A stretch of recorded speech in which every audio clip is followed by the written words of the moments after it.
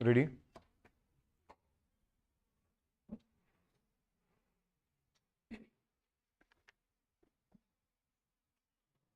Started. Sir, I thank you for allowing me to make my special mention for setting up a Supreme Court at Nagpur. While inaugurating the first phase of the Ambitions e-courts project, interlinking of all the courts across the country on 9 July, our former president envisaged change in the fate of judiciary within the next 5 years. He advised the Supreme Court administration for fuller utilization of national e-governance and visualized a scenario of a citizen filing a civil dispute case using national ID card and getting justice within 2 weeks. Simultaneously, the Chief Justice of India also assured liquidation of huge arrears within a foreseeable future. Stabilizing evening courts, introducing plea bargaining system, setting up fast track courts, etc., undoubtedly contribute towards liquidation of arrears at district level. Let us also make a beginning from the Supreme Court of India functioning at Delhi, involving litigants whose facing harrowing time chasing the apex court for getting justice by their constant shuttling from four corners of our caste country to Delhi. Therefore, if a bench of Supreme Court could be established at Nagpur, it will go a long way towards not only liquidating the pending arrears but also assuring quicker delivery of justice in new cases. The UPA government, under the inspiring guidance of its chairperson, in consultation with the Supreme Court and other legal luminaries, may initiate a time-bound process so that a Supreme Court bench could be established at Nagpur. A recent UN report and the Government of India have already identified this city as a future metropolis. Besides its central location, its growing civic communication, aviation, and power infrastructure would admirably fit in for setting up a bench of the Supreme Court of India at Nagpur. Sir, when I went through certain provision and clauses of the bill is that the earning capacity has been made a criterion. Because a person may have a property, but he or she may not have an income from that property. This provision is there in the Insolvency Act also.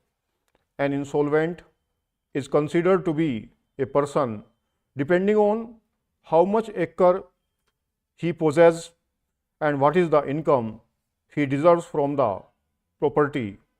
That is the reason which in clause they say maintain himself from his own earning or out of the property owned by him.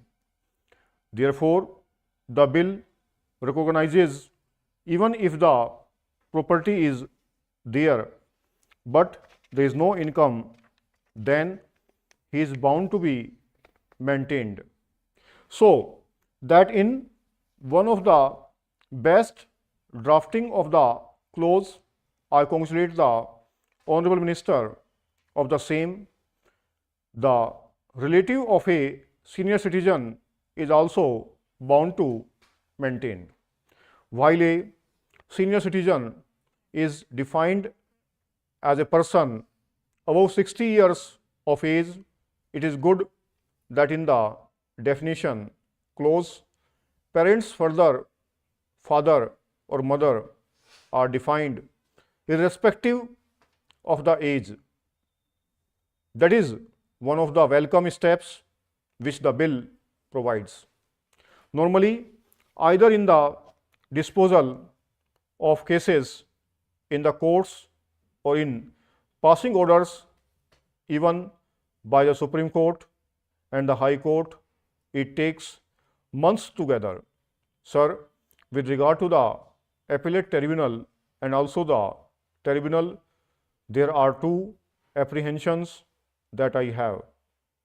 One is with regard to the powers conferred on the subdivisional magistrate at the lower level, and the other is with regard to the power of appeal conferred on the officer not less than the rank of a district magistrate, namely collector. Sir, the revenue officials already have several other duties to perform. They not only have a lot of revenue works, but also if the minister visits or some government functionary visits or there are some government functions, they cannot be seen at the office at all. If such is the condition, I ask some questions to you. If a senior citizen goes to the collector's office, the collector won't be there because he will be busy on other duty.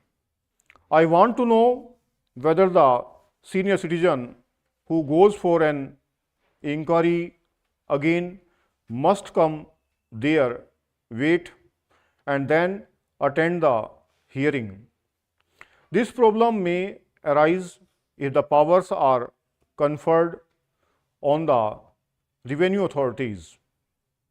I request the minister to kindly consider whether this power can be conferred on any other authority, not necessarily courts, because courts also take their time. However, in courts there is a fixed time. The courts sit at 10:30, and if the hearing is fixed with an outer limit, definitely a person can go to the court at a particular time. They can notify somebody, they can also wait there, and then this case can be disposed of provided an outer limit is prescribed.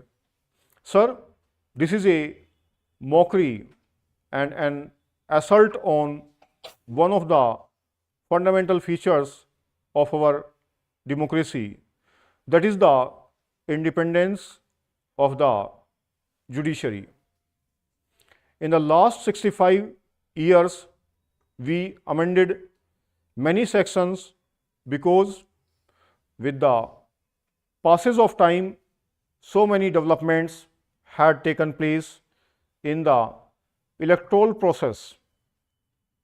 The constituency also has become big. The number of polling booths also has increased. When the Principal Act was enacted, at that time the country's size was 35 crore. कौन word के 2D part का ये 5 number है, 843 word है और 85 की speed है। अब 80 पे कैसे लिखेंगे स्पीकर पे, ठीक है।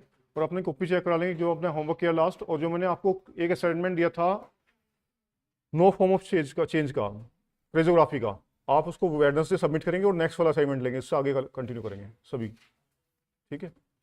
नो फ्रेजोग्राफी का एक असाइनमेंट